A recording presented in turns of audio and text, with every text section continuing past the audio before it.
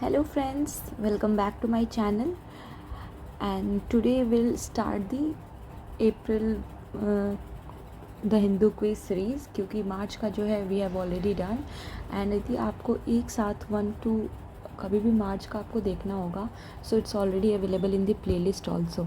ठीक है, प्लेलिस्ट में भी है, सो आप प्लेलिस्ट पे जा करके भी किसी भी दिन का चेक कर सकते हो। सो मार्च का तो कंप्लीट हो गया है, आज से अप्रैल का स्टार्ट करेंगे quiz discussion. So let's cover today first and second April का जो भी थोड़ा बहुत करंट अफेयर से रिलेटेड जो भी क्वेश्चंस है जो द हिंदू क्विज में ऑलरेडी इंक्लूडेड होते हैं, that we will cover through our channel. ठीक है, सो प्लीज़ आप देखना, देन लाइक सब्सक्राइब फॉलो भी कर देना। If you want to share you can share, क्योंकि आपको लग सकता है कि क्वेश्चन इतने इरेलेवेंट है, क्यों ही पूछेंगे, बट इस बार जिस तरीके से बीपीएससी ने क्वेश्चन पूछा है ना, कुछ अजीब से ही क्वेश्चन पूछे थे जो कि करंट न्यूज़पेपर में तो थे वो क्वेश्चंस, बट लोग उसको ध्यान नहीं देता कि ये थोड़ी आएगा, मतलब वैसा बहुत ही कह सकते हो आपकी लोग जो सोच नहीं होते वैसे क्वेश्चंस आए हैं। सो कुछ नहीं कहा जाता, स्टेट पीसीएस में कभी कभी ऐसे क्वेश्चंस आ जाते हैं जो हम सोच नहीं पाते, बट पढ़ना तो पड़ेगा उसको भी। सो दैट्स वाई कवर कर लेना चाहिए, कहाँ से कौन सा क्वेश्चन कब आ जाएगा वी डोंट नो। और अभी बहुत सारे पेपर्स आ रहे हैं किसी ना किसी एग्ज़ाम से रिलेटेड, सो हो सकता है कहीं ना कहीं का पढ़ा हुआ कहीं का काम आ जाए। ओके, सो स्टार्ट करते हैं फर्स्ट एंड सेकेंड अप्रैल के current affairs quiz compilation. So let's begin. Question number 1, the incidence rate of TB cases witnessed a sharp fall all over the India under National TB Tuberculosis Elimination Program. What is the current number of incidents? So National Tuberculosis Elimination Program जो है Indian government का, it is active, क्योंकि TB पे बहुत ज़्यादा ध्यान दिया जा रहा है। टीबी एलिमिनेशन पे लोगों को proper medicine provide, then nutritional support, ये सब गवर्नमेंट दे रही है, जिसके कारण बहुत ही अच्छा एक पॉजिटिव चीज़ सामने आया है कि देयर इज़ अ फॉल। जो टीबी का जो इंसिडेंट रेट है ना, उसमें फॉल देखा जा रहा है। इनफैक्ट जो लोग जो अफेक्टेड होकर जिनका डेथ हो जाता है उस पर भी फॉल देखा गया है। ठीक है, एंड मैक्सिमम टेस्टिंग हो रही है, टेस्टिंग ऑल्सो हैज़ इंक्रीज्ड, क्योंकि जो गवर्नमेंट है हमारी, they are providing very much incentives also, medical support provide कर रही है, लोगों को फ्री सपोर्ट प्रोवाइड कर रही है, सो दैट जो भी पीपल है हु कांट अफोर्ड कि बहुत महंगा ट्रीटमेंट है, एंटीबायोटिक ट्रीटमेंट, ये सब ना जो नहीं ले पाने के इसमें कि they can't afford it, so government is providing it for the free इस प्रोग्राम के अंदर। It's the national tuberculosis program elimination program. ठीक है, और इसके अंदर टीबी का जो एक डेट रखा गया है कि टीबी को हम एलिमिनेट कर देंगे। ठीक है, इसका जो गोल सेट किया गया है टीबी एलिमिनेशन का, ये सेट किया गया है बाई 2025 ओनली। 2025 का ही गोल रखा गया है बाई इंडियन गवर्नमेंट की for the TB elimination. But जो यूनाइटेड नेशन का जो गोल रखा है वो रखा है 2030 में ग्लोबल जो इंसिडेंस रेट है टीबी का कि कितने नंबर पे इतना फ्रीक्वेंट इंसिडेंस जो हो रहा है उसको कम करके 2030 तक कम किया जाना है। It's a global target. ठीक है, so the correct answer here is 195। पहले जो टीबी रेट बहुत ज़्यादा था उससे घट करके अब इसका जो वो करेंट नंबर ऑफ इंसिडेंस मतलब कि कितनी टीबी इन्फेक्शंस हो रही हैं अभी भी, so that has fallen to 195। ठीक है, अब एक्सप्लेनेशन देखते हैं इसका।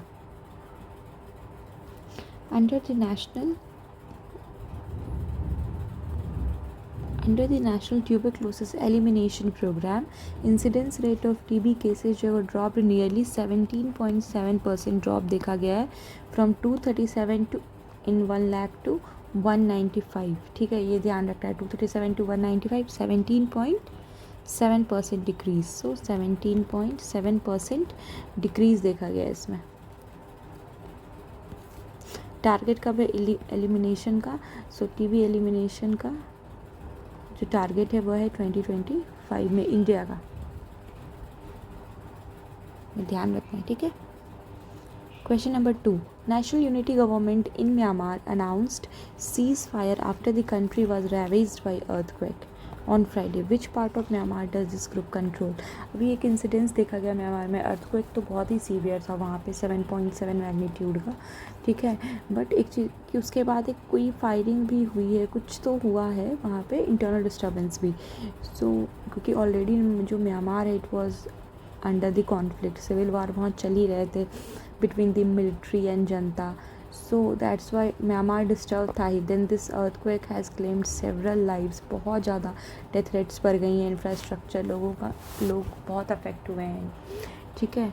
सो किनको बोला गया है, अनाउंस किया गया है, तो कौन से पार्ट में ये अनाउंस किया गया है, this is announce in Sagaing part. Sagaing एक एरिया है, ठीक है, उस एरिया में जो है ये seize fire by national unity government in Myanmar announce किया गया है। सो म्यांमार को देखते हैं, दीज आर द, ये मैप है इसका, ठीक है। यहाँ जो मंडाले रीजन है ना, इसी के पास में 17 किलोमीटर के आसपास इसी रीजन में अर्थक्वेक का अफेक्ट हुआ है बहुत ज़्यादा। एंड दिस सगैंग रीजन, यहाँ पर एक सगैंग फॉल्ट भी है, ऐसे मिडिल से ये पास करती है नॉर्थ साउथ। यहाँ पर इधर होगा इसका इंडियन प्लेट एंड इधर है यूरेशियन प्लेट, ठीक है। तो ये जो फॉल्ट है ना, इसको सगैंग फॉल्ट कहते हैं,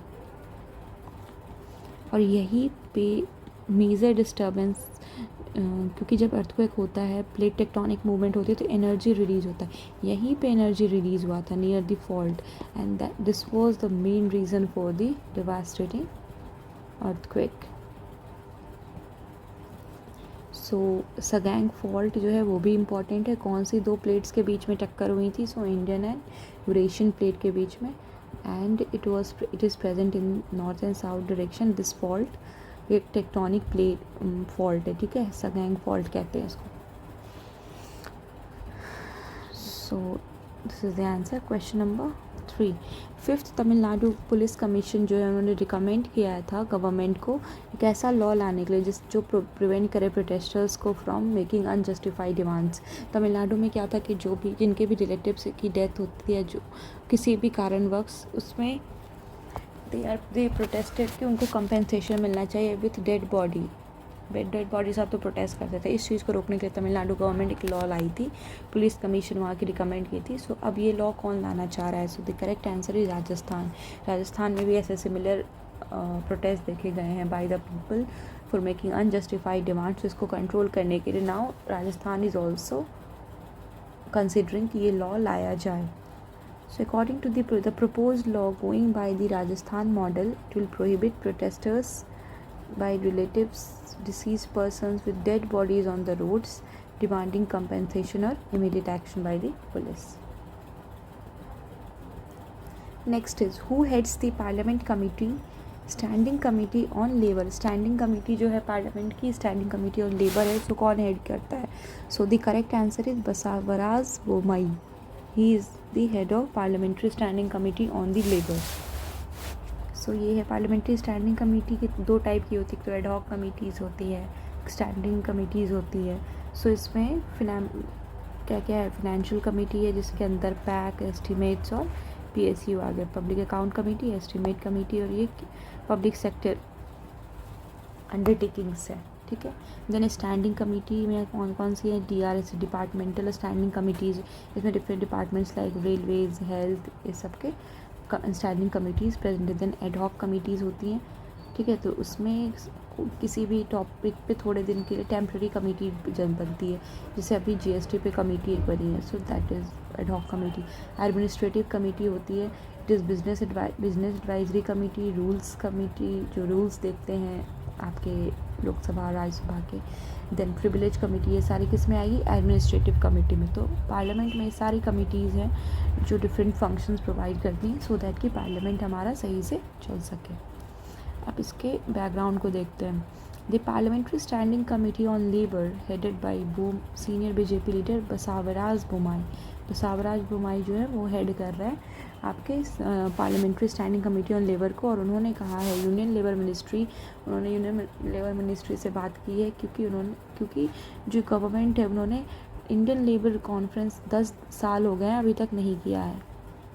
10 साल से इंडियन लेबर कॉन्फ्रेंस होना पेंडिंग है इन इंडिया, क्योंकि बहुत सारे लेबर कोड्स तो निकाल दिए but they have to discuss उनको यूनियन के साथ, जो ट्रेड यूनियंस है, देन एम्प्लॉयज़ के साथ एंड और भी अदर स्टेक होल्डर्स हैं, उनके साथ बैठ के ये डिस्कस करना इज़ इम्पॉर्टेंट कि क्या उनकी डिमांड्स हैं एंड किस चीज़ों पे एक नए रूल लाया जाए। सो दैट्स वाई ये कॉन्फ्रेंस होना बहुत इंपॉर्टेंट है for the benefit of rape, क्योंकि अभी वेजेस का भी बहुत चल रहा है न्यूज़ में कि मनरेगा में वेज यहाँ पे कम होना चाहिए, वहाँ ज़्यादा होना चाहिए, या यूनिफॉर्मिटी इन द वेजेस, ठीक है। गिग लेबर से रिलेटेड हो गया कुछ भी, गिग वर्कर से, तो इन सब चीज़ों पे डिस्कशन होना चाहिए and that discussion should also result in a positive decision. तो ये डिस्कशन होने के लिए पहले तो एक कॉन्फ्रेंस ऑर्गेनाइज़ करना होगा which has not been organised in past 10 years, 10 साल से ये पेंडिंग है। So that's why this leader is giving emphasis to hold the conference, labour conference soon, ठीक है। ये था कमेटी के बारे में जो कि हम ऑलरेडी देख लिए हैं। 10 कमेटी है अंदर the Lok Sabha, defence, agriculture, coal, steel, railway, external affairs, water resource, labour, energy, ये ठीक है। एंड राज्यसभा में है home affairs, commerce, industry, education, tourism and science technology. So कुछ राज्यसभा में कमिटीज़ हैं, कुछ लोकसभा में है, कुछ कॉमन है। Next, on December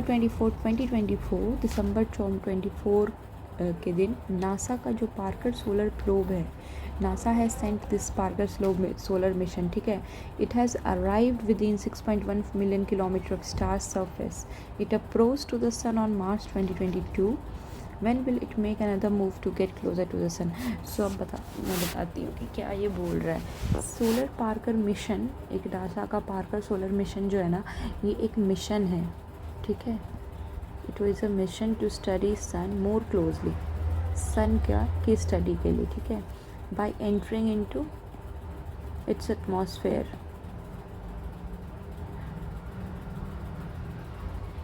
into its zone, sun के जोन में एंटर करके एंड उसके क्लोजेस्ट स्टडी के लिए ये एक पहला मिशन अब तक में हिस्टोरिकली भेजा गया है बाय द नासा।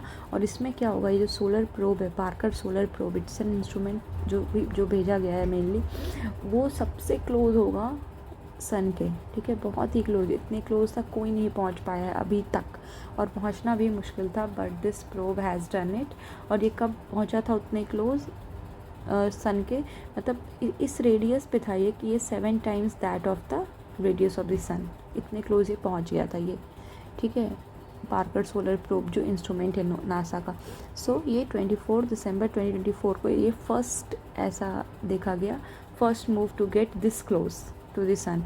और इसमें क्या मेनली इसका ऑब्जेक्टिव क्या है इस मिशन का, सोलर फ्लेयर्स स्टडी करना, सोलार स्टॉर्म्स के बारे में स्टडी करना, सोलर कोरोना के बारे में, कहाँ से ये स्टॉर्म क्यों निकल रहा है, ठीक है, कोरोना जो आउटर लेयर है सन का, उसके बारे में डीप स्टडी करना। सो ताकि जो भी वेदर इफ़ेक्ट्स जो अर्थ पे उसका क्या वेदर का इफेक्ट होगा, सो कि अर्थ प्रोटेक्ट करता है ना मैग्नेटिक फील्ड हमारा from the solar flares and solar storms, ठीक है। सो उसको ज़्यादा इन डेप्थ अंडरस्टैंडिंग से क्या होगा कि हम अपने अर्थ को प्रोटेक्ट कर पाएंगे स्पेस रिलेटेड वेदर इवेंट्स से। That's why this is the main broad objective of this solar mission. So ये अगला मूव कब करेगा क्लोजर टू द सन, तो इसका अगला मूव जो होगा वो होगा 19 जून को, ठीक है, 19 जून 2025 में ये नेक्स्ट मूव करेगा to the closer to the sun. तो ये मिशन याद रखना है आपको, NASA Parker solar probe mission.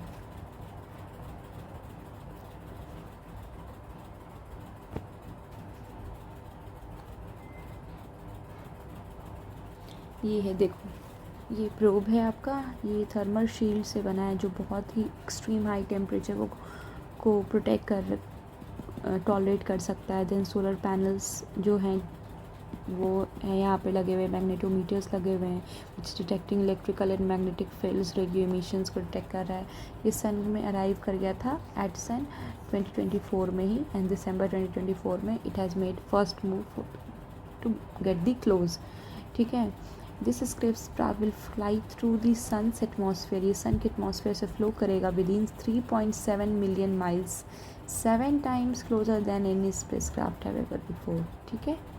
Launch date कब था इनका, बिटवीन जुलाई 31 टू अगस्त 2018, और इसको कैनेडी स्पेस सेंटर फ्लोरिडा से लॉन्च किया गया था इन डेल्टा 4 लॉ, याद रखना है डेल्टा 4। लॉन्च व्हीकल से इसको लॉन्च किया गया था, डेल्टा 4 हैवी व्हीकल। ठीक है, next, how are the state level judicial service officers selected. State level के जुडिशियल सर्विस ऑफिसर्स कैसे सेलेक्ट किए जाते हैं? सो अभी तो जो जुडिशियल सर्विस ऑफिसर्स हैं वो बाय कोलेजियम सेलेक्ट किए जाते हैं। ठीक है, so the correct answer is collegium. Sorry, it's selected through the competitive exams. अभी तो स्टेट लेवल में, हाँ सॉरी मुझे लगा हाई कोर्ट की बात हो रही है, जजेस की बात हो रही है, सॉरी जुडिशियल सर्विस ऑफिसर्स की यहाँ बात हो रही है। So they are selected through judicial service. ठीक है, उनको अभी जुडिशियल सर्विस के थ्रू आप देखते हो कि बहुत सारे स्टेट का निकलता है, Bihar judicial service, UP judicial service, उसके थ्रू इन ऑफिसर्स को सेलेक्ट किया जाता है। ठीक है, तो थ्रू कॉम्पिटिटिव एग्जामिनेशन इनको सेलेक्ट किया जाता है। लेकिन अभी न वो इतना इम्पॉर्टेंट ये कुछ नहीं है in question, but this is important कि जो अभी क्योंकि ट्रांसफ़र ऑफ जजेज of high court, supreme court, फिर अपॉइंटमेंट ऑफ जजेज, इन पे बहुत डिस्कशन चल रहा था in the current affairs. So it's important कि चल रहा है कि कोलिजियम सिस्टम को हटा करके फिर से एनजैक लाना चाहिए। सो पहले एनजैक है क्या है देखते हैं। एनजैक जो था ये एक सिस्टम था जो लाया गया था 2015 में। ठीक है, एक नेशनल जुडिशियल अपॉइंटमेंट कमीशन लाया गया था इन दी ईयर 2015। ठीक है, और इसमें बात की गई थी कि जो कोलिजियम सिस्टम है उसको ख़त्म करके एंड ये इसके थ्रू अपॉइंटमेंट किया जाएगा जजेस का। सो जजेस of supreme court, high court को इसके थ्रू हम अपॉइंट करेंगे। It was pass by Lok Sabha से ये पास हो गया था। So it was pass by the Lok Sabha और ये 2015 में आ चुका था ये लॉ। इसमें क्या होता, 16 पीपल का एक ग्रुप होता जिसमें CJI, 2 senior most supreme court जजेस, लॉ मिनिस्टर भी होते एंड 2 एमिनेंट पर्सन, इनका एक ग्रुप होता। And then they will they can select the people. British says कि judges in the NJAC will need support of others to push the name through. They fear judicial independence being compromised. NJAC को supreme court जो है वो void announce कर दिया कि no it is this law is void क्योंकि executive interference was not good in the working of judiciary. क्योंकि यहाँ पे लॉ मिनिस्टर्स का रोल है, 2 एमिनेंट पर्सन का रोल है। ठीक है, CJI एंड 2 सीनियर मोस्ट जजेस के अलावा 3 और लोग हैं जो इस चीज़ को अफेक्ट करें, खासकर एग्जीक्यूटिव एरिना से।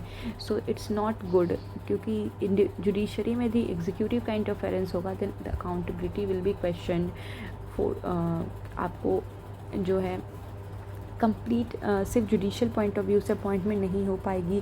The government will favour their person, ये सब हो सकता है, बाइसनेस आ सकती है। So that's why this law was declared void.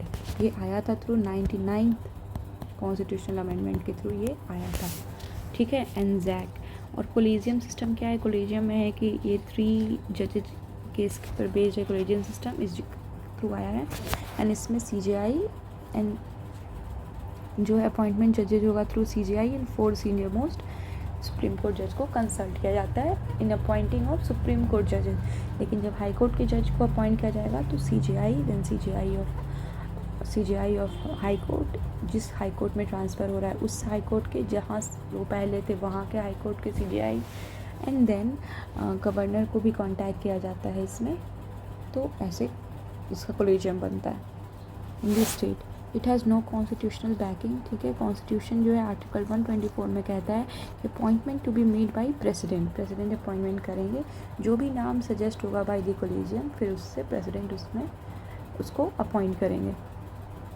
पर इसमें भी ट्रांसपेरेंसी इश्यूज़ है क्योंकि अभी रिसेंटली यशवंत वर्मा केस, जो जस्टिस यशवंत वर्मा के केस में अकाउंटेबिलिटी क्वेश्चन में आ गई थी जजेस की, लोग नहीं ट्रस्ट कर सकते, ट्रांसपेरेंसी यहाँ भी लैकिंग है। तो दैट्स वाई ये दोनों जो सिस्टम है फॉर द जुडिशियल अपॉइंटमेंट्स, इन पे बहुत अभी करंट अफेयर्स में कुछ ना कुछ रोज़ चल रहा है न्यूज़ में। So that's why they are important.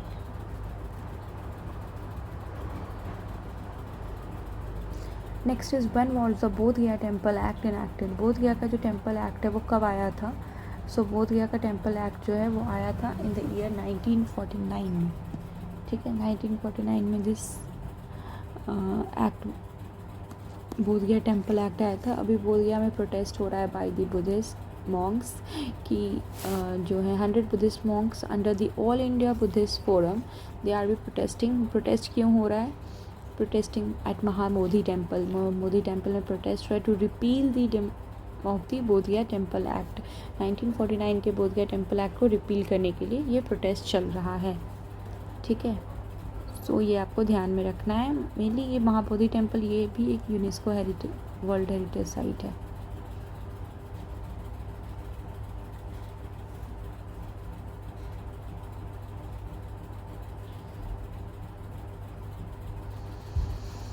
Next question, which of the following medications will be available for free in the UK. UK में अभी के मेडिकेशन को फ्री कर दिया गया, ये फ्रीली अवेलेबल रहेगा to its people. So the correct answer is morning after pill. This pill has been made freely available for the people of UK. So ये क्या पिल है? इट्स अ कॉन्ट्रासेप्टिव पिल है, इमरजेंसी कॉन्ट्रासेप्टिव पिल है ये, जिसको वहाँ की गवर्नमेंट ने फ्रीली अवेलेबल कराया है। ठीक है, this the emergency contraceptive pill, sometimes called the morning pill, morning after pill, can stop pregnancy happening after sex without contraception or contraception fails। ठीक है, इसके लिए ये अनाउंस किया यूके गवर्नमेंट की मॉर्निंग आफ्टर पिल जो है वो फ्री अवेलेबल रहेगा इन दी फार्मेसीज इन इंग्लैंड। अब मार्च 30 इज सेलिब्रेटेड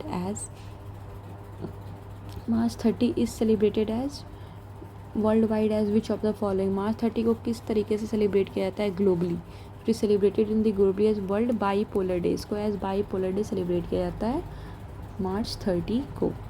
ठीक है, next question, which British historians and politician introduced western system of education in India.